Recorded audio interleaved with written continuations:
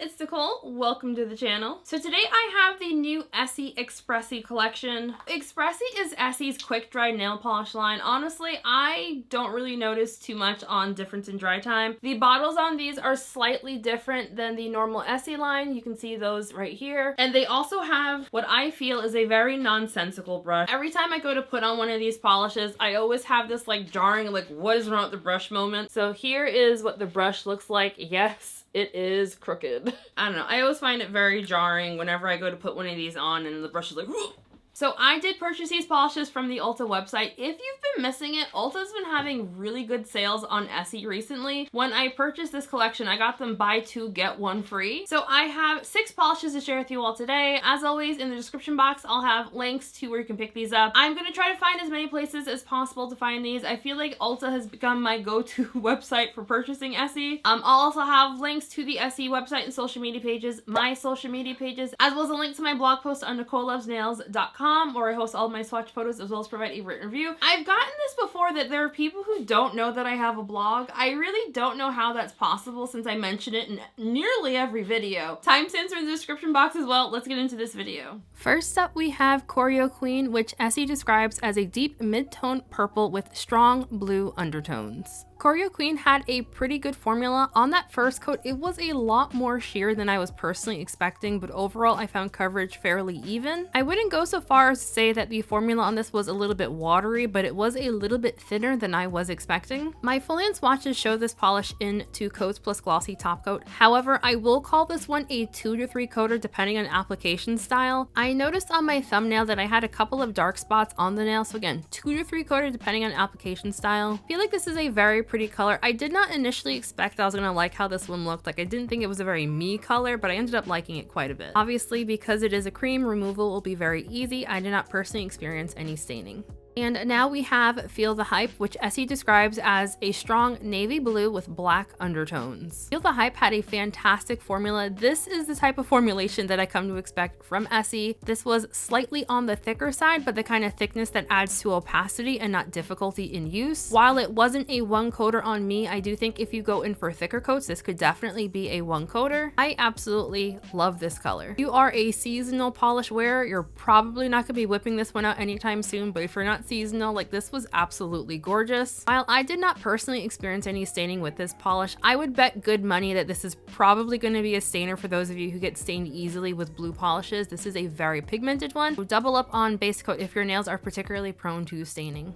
And now we have Main Character Moment, which Essie describes as a bright lime green with yellow undertones. I will spare you all a repeated rant about Essie calling polishes lime green, which are clearly not the color of limes. This polish is a chartreuse. I would even let someone call it like a green leaning yellow, but not lime green. It's not lime green. Formula on this sucked. I was so incredibly disappointed by this polish. The fact that Essie just released one of the best formulated chartreuse creams that I've ever personally tried and then followed up with this, incredibly disappointing. The formulation on this was very thin. It applied very, very streakily.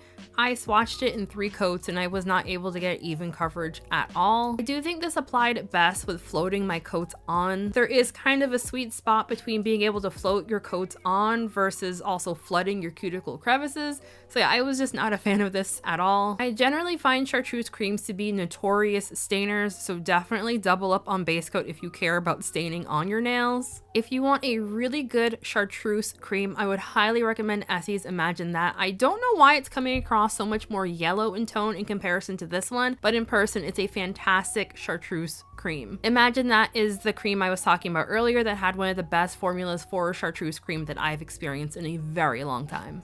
And now we have Never Skip a Beat, which Essie describes as a mid-tone brown with red undertones. Never Skip a Beat had a fantastic formula. This applied so smoothly and evenly and self-leveled perfectly. It was a little bit thinner than I was expecting, as you can see, just flooding them cuticle crevices up, but overall it applied really evenly. I think I just had too much polish on my brush here, honestly. I found this to be a slightly warmer toned brown, not so warm toned that it made my hands look like lobster hands. It's just warm enough. I'm like, okay, yeah, I see where they went with the red undertones. I reach full opacity with Never Skip a Beat in 2 coats. So my swatches show this one in 2 coats plus glossy top coat. This is a pretty basic color, I will admit, but I feel like the added warmth the red undertones has is what caused me to really like this one.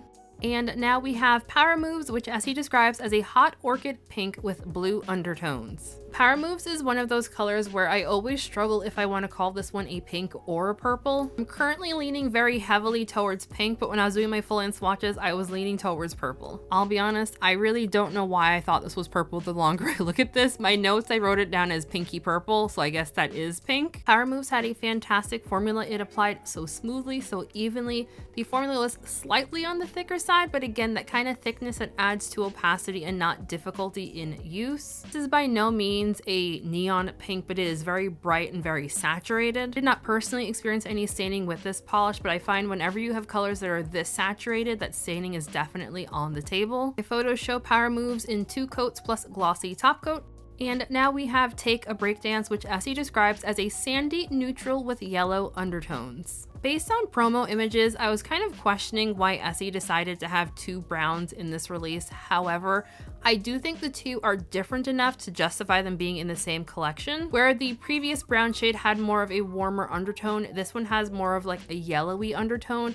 I honestly was calling this one beige until I saw the official description as a sandy neutral. Overall, the formula on this one was okay. When I initially did my full-in swatches, I actually hated how this applied. I realized after doing my live swatches that all the application issues that I initially had with this polish came down to me trying to get used to the crooked brush that the Expressie polishes have. We'll, however, call this one a 2 to 3 coater depending on your application style. My full-in swatches show this in 3 coats plus glossy top coat. All of my nails except for one were good in 2 coats. I only added a 3rd coat to all of them just in case the color deepened up at all. I didn't notice any color differences between 2 coats and 3 coats with this one. What are you 2 doing?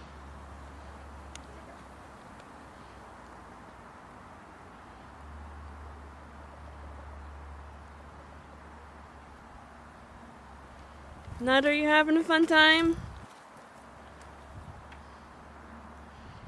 You 2 are like Tweedledee and Tweedledum.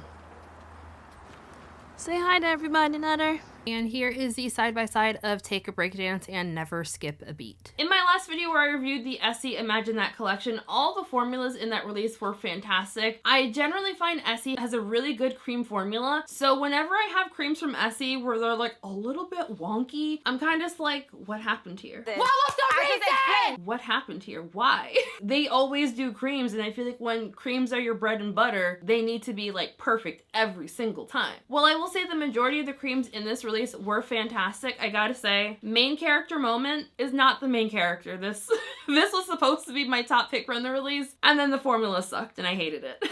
It's, yeah.